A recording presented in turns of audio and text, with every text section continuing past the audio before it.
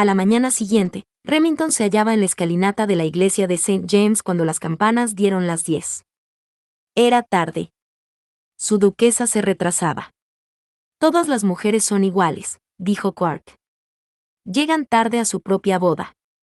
Por lo general, a Remington le divertían las ocurrencias de Quark, pero en aquella ocasión la broma de su amigo lo enervó. Pronto vendrá. Remington miró hacia la calle, esperando oír el estruendo de las ruedas del carruaje. Era imposible que su prometida hubiera acabado por encontrar la forma de huir de él. Después de la noche del baile de compromiso, ya no sería capaz de volver a intentarlo. Cegada por la pasión, ella había querido entregársele, y él, pobre estúpido, no había sabido aprovecharse de la situación. Quería que su futura esposa fuera plenamente consciente de sus actos cuando hicieran el amor. Él mismo había sido víctima de su propio plan, y se había dicho a sí mismo que se sentiría satisfecho de su capacidad de controlarse. Sin embargo, poco le importaba ya su plan frente a la intensidad de su deseo. Además, ella parecía no haber apreciado sus honorables intenciones y consideraba su rechazo como un desprecio. En las 30 horas que siguieron a aquella noche, el cuerpo de Mestrenard había mandado al diablo todas sus honorables intenciones. Había malgastado sus horas en un estado de excitación contenida, excepto durante aquellos minutos en que la excitación fue total. Nada le había permitido un respiro, ni siquiera la constatación de sus beneficios comerciales. Se dijo que, en verdad, un día en el que una mujer había sido capaz de apartarlo de sus negocios era un día merecedor de ser señalado con una cruz. Pero no se trataba solo de una mujer. Era su duquesa y se había sentido en el paraíso y respondido con un ardor desconocido hasta entonces. Cuando finalmente la tuviera bajo su cuerpo, no la abandonaría durante horas, días. No obstante, aún debía celebrarse primero boda, después el banquete nupcial, luego, la cena, más tarde. Dios mío, se exclamó Remington, ¿en qué diablos estaba pensando? ¿Acaso no podía sobrevivir 5 minutos sin desear disfrutar de su sensualidad, ahora que solo le quedaban algunas horas para tenerla entre sus brazos? Clark se balanceaba hacia atrás sobre sus tobillos, incómodo por el silencio de Remington y la tardanza de Madeline. El tiempo no podía ser peor. Incluso es posible que se desate una tormenta, y eso, amigo mío, lo convertiría todo en un verdadero desastre, dijo. Desde luego, convino Mestrenard. El agua formaba charcos en las calles, las nubes ocultaban el sol y el viento ululaba entre los callejones y las esquinas de la ciudad. Y la condesa de Mestrenard no llegaba. Ha llovido durante casi toda la noche, prosiguió Quark, que observaba los nubarrones. Pensé que nunca dejaría de llover. Quizá deberíamos recibir a la novia bajo palio, para protegerla y... ¿Qué es eso? También Remington había oído el traqueteo de las ruedas de un carruaje. El barouche de Remington dobló la esquina y con toda solemnidad siguió su camino hasta detenerse frente a la escalinata de la iglesia. «Ya llegan», exclamó Quark con efusión. «Su duquesa está aquí. Viene a casarse con usted, después de todo.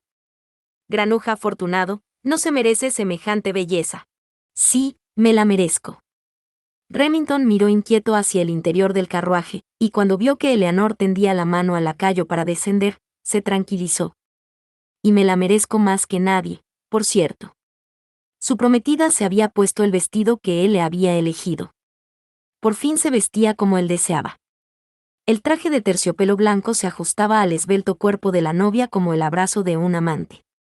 El corpiño era de seda azul y se adaptaba a su gusto con tal perfección que a Remington se le secó la boca de deseo. Calzaba botines de piel blanca y lucía un sombrero a juego con el corpiño que resaltaba su bello rostro.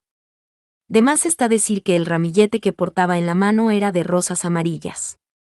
Él, sin embargo, había pensado en rosas blancas, pues así imaginaba a la novia perfecta. No obstante, su viejo ideal de perfección había cambiado. Ahora solo tenía el rostro y la silueta de su duquesa. Remington solo tenía ojos para ella, y cuanto su futura esposa quisiera él se lo proporcionaría. Eleanor tenía un aspecto angelical, pero únicamente él sabía lo terrenal que era. Solo él conocía su sabor cálido y femenino. Solo él conocía su cuerpo desnudo, su piel, lisa y suave, sus pechos, erguidos y firmes, sus pezones de color rosa pálido, la sinuosidad de su cintura, el roce de sus labios, sus ingles. A Remington solo le quedaba contemplarla vestida con su traje de novia. En cuanto la vio, solo pudo pensar en arrancárselo y contemplar la camisola de encaje que llevaba debajo. Porque la llevaría, no es verdad. Esperaba que se la hubiese puesto, pues él mismo la había hecho confeccionar especialmente para la noche de bodas. Remington quería saber qué había dicho al respecto Lady Gertrude. La tía de la duquesa, en efecto, había discutido y objetado con él en lo tocante a la ropa interior que llevaría su esposa. De modo que necesitaba saber. Un ligero sudor le cubrió la frente cuando cayó en la cuenta de que aún faltaba mucho tiempo para saberlo a ciencia cierta. Sin embargo, por el momento, su mirada estaba fija en su duquesa, mientras que ella, por el contrario, miraba a todas partes menos a él. Un leve rubor le teñía las mejillas, se la veía incómoda, como si él la quisiera acusar de alguna cosa, posiblemente de falta de decoro o quizá de lascivia. Remington le hablaría y le explicaría que un hombre como él no podía dejar de pensar en una mujer que había disfrutado de sus caricias. Sin embargo, el cochero se percató de que Mr. Knight miraba a la duquesa y, tras bajar del pescante, fue al encuentro de su amo. Remington se detuvo de mala gana. ¿Qué pasa, John? El cochero se apartó los mechones que le cubrían la frente y le habló en voz baja. Señor, le pido perdón por el retraso. Tuvimos un pequeño problema en Old Bond Street. Un chiflado realizó un disparo y asustó a los caballos. ¿Un disparo? Preguntó Remington al tiempo que se detenía en seco y su mente reaccionaba a toda velocidad. Clark se les unió. ¿Un disparo? Repitió, a modo de eco. No lo sé, señores, contestó John, ahora con una voz más tranquila, pero juraría que disparaba directamente a los caballos. En su interior, Remington rugía de furia, la vieja cólera dirigida al duque de Magnus. Pensó que todo lo más peligroso estaba por venir y que eso podía desbaratar sus planes. ¡Demonios!, exclamó, al tiempo que dirigía una mirada atenta a su prometida y a Lady Gertrude. Esta se hallaba arreglando el vestido de la joven, mientras ella se colocaba bien el sombrero, como si pudiera esconderse tras su ala. Todo me hace pensar que las damas se encuentran bien, observó Clark. Ah, señor, exclamó John. Hay que reconocer que Lady Gertrude chilló un poco, pero su excelencia es valiente hasta la médula de los huesos. Ha sido una suerte, dijo Clark al tiempo que negaba con la cabeza. Sin embargo, si fuésemos supersticiosos, tendríamos que reconocer que ha sido un mal presagio. ¿Presagio? Diablos. Ha sido un acto deliberado, dijo Remington subrayando enfáticamente sus palabras. ¿Qué quiere usted decir?, preguntó Clark, con los ojos muy abiertos y fijos en él. Es la segunda vez en menos de una semana que atacan mi coche, le explicó Remington. ¿Acaso supone? Insinuó Clark, dio un paso atrás. ¿Piensa usted que esto guarda relación con los incidentes de que me habló en el despacho? Sin ningún género de dudas, respondió Remington. Puede que haya alguien más que quiera verme muerto, pero nadie que pueda maquinar algo tan maquiavélico. John, ¿has podido ver al hombre que efectuó el disparo? No, señor, apenas vi una sombra, pero tampoco pude contemplarla mucho tiempo. Pobre Raderick, el rucio de la izquierda, la bala le hizo una pequeña herida en la oreja. El caballo se encabritó, y las mujeres se vieron sacudidas de un lado para otro en el carruaje hasta que pude dominar de nuevo al animal. John sacó un pañuelo de su bolsillo y se enjugó el sudor que le cubría las cejas. Su complexión era fuerte y las manos le temblaban. No quiero parecer fanfarrón, señor, pero otro cochero no habría podido salir del apuro. Uno de los lacayos se había acercado a ellos cogiéndose un brazo, como si estuviese herido. Tiene toda la razón. Habríamos salido disparados y el carruaje habría volcado, pero John, que es un gran cochero, logró controlar al rucio. En mi vida había visto un cochero como él. Remington había seleccionado a sus sirvientes por sus habilidades, su lealtad y su capacidad para luchar en caso necesario. En una semana había tenido ocasión de comprobar que no se había equivocado. Habría querido expresar la satisfacción que experimentaba por sus acertadas elecciones, pero no le era posible. En efecto, de momento él era el blanco de aquellos ataques, pero su prometida podía recibir algún daño, incluso podía resultar muerta.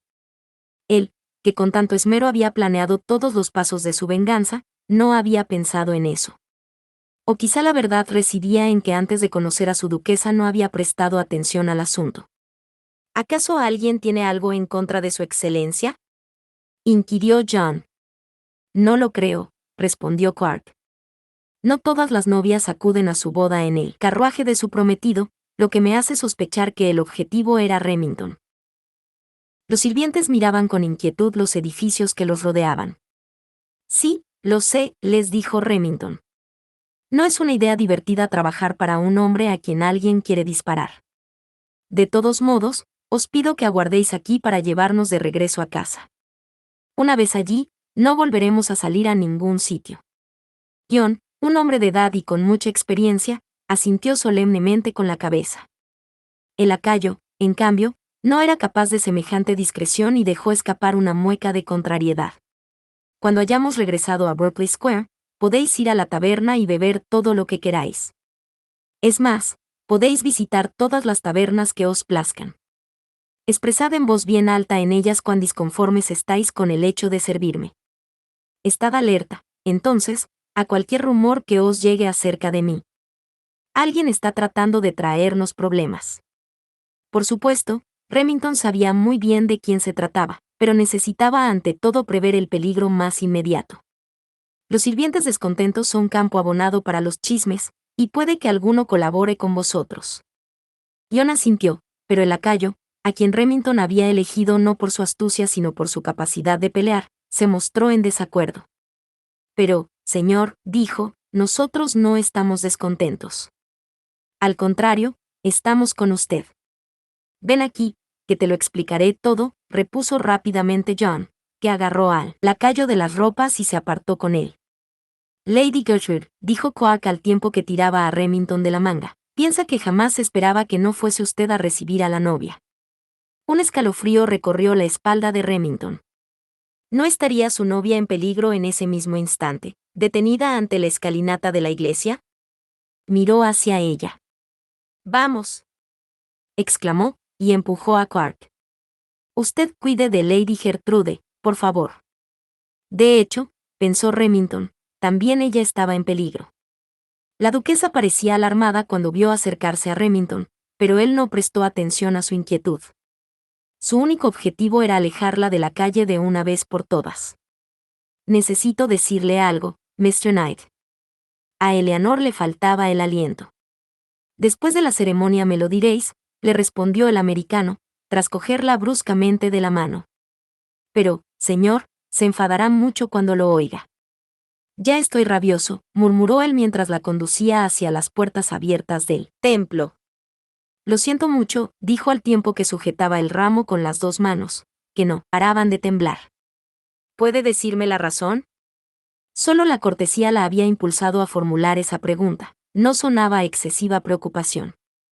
Una vez bajo la relativa seguridad del pórtico, él se sintió más relajado. Confío en que no estéis herida después de lo que ha pasado, le dijo. ¿Cómo? Oh, no. Gracias por preocuparse, pero estoy muy bien. Lady Gertrude, en cambio, opina que viajar en sus carruajes es de lo más azaroso. Eleanor miró por debajo del ramo hacia las nubes que se vislumbraban más allá de las puertas abiertas, como si esperase una respuesta. Luego estiró el cuello y contempló la calle, como si aguardase a alguien que viniera a rescatarla. De verdad tengo que decirle una cosa, insistió. Ya sé que os sentís incómoda cuando me miráis a la cara, dijo él, al tiempo que la alejaba cada vez más de las puertas. Eleanor levantó los ojos. Ante la visión de aquel rostro sudoroso y lleno de angustia, Remington se convenció, aún más de que necesitaba llevar a cabo su plan y ponerla a salvo. Era indiferente al peligro, a las circunstancias o al lugar en que se hallaba, solo le importaba darse prisa y hacer que ella siguiese su paso. Debía poner el anillo en su dedo, de modo que todos supieran que ella era suya. Así, de paso, también su duquesa lo sabría de una vez por todas. Remington quería para sí cada una de sus respiraciones y cada uno de sus movimientos, a fin de que ella volviese a pensar en él. En ser poseída por él. Nunca había estado tan inseguro respecto a una mujer como ahora. Y no es que le preocupasen sus vínculos aristocráticos, ni el hecho de haberla ganado jugando a las cartas. No, la inquietud de Mr. Knight se debía a que su prometida era muy esquiva y en todo momento parecía estar a punto de escapársele, como si quisiera demostrarle que él no podía integrarla en su mundo. Remington habló entonces para que solo ella pudiera oírlo. Ni siquiera os figuréis que me he cansado de vos a causa de haberme mostrado la más dulce de las pasiones con que he sido recompensado. Estaba tan cerca de ser su dueño, de poseerla. Eleanor emitió un gritito de desaprobación mientras miraba ansiosa a Lady Gertrude y a Quark. No pueden oírnos, dijo él. De hecho, su falta de atención es deliberada. Remington estaba en lo cierto, ya que ambos se habían alejado para asegurar la privacidad de Remington y su duquesa. Os prometo que os demostraré la misma loca pasión que siento por vos, aunque quizá no sea tan dulce. Pero no me tengáis miedo. Jamás he hecho daño a una mujer, y, además, sois especial. Vais a convertiros en mi esposa. Prometo que os haré feliz. ¿Acaso no me creéis?, agregó tiernamente, rozándole los labios con la yema de los dedos. Para su sorpresa, cuanto había dicho no parecía haber disipado los temores de su prometida. Incluso podría decirse que se la veía más incómoda e infeliz. Eleanor miraba con ansia hacia las puertas, como si esperase a alguien que debía aparecer por ellas. Sí, le creo, contestó vacilante. Solo que... Oh, Mr. Knight, le ruego que me escuche. Por toda respuesta, Remington colocó los dedos enguantados sobre sus labios. Me lo diréis después de la ceremonia. Ella lo contempló, pero no parecía verlo. Daba la impresión de estar ensimismada, buscando el modo de escapar. Nadie vendrá a salvaros, insistió él. Ya es demasiado tarde. Los ojos de Eleanor mostraban decisión. Alzó la barbilla y luego asintió con firmeza. Lo sé. Voy a tener que hacer lo que había decidido, dijo Eleanor al cabo. ¿Qué?, preguntó Remington. Casarme con vos. En su interior, Mr. Knight se sentía victorioso. La declaración de Eleanor era precisamente la que él esperaba. Ya no podía dejarlo plantado ante el altar. Ella le daría a él, si quiero, nada podía ya evitarlo.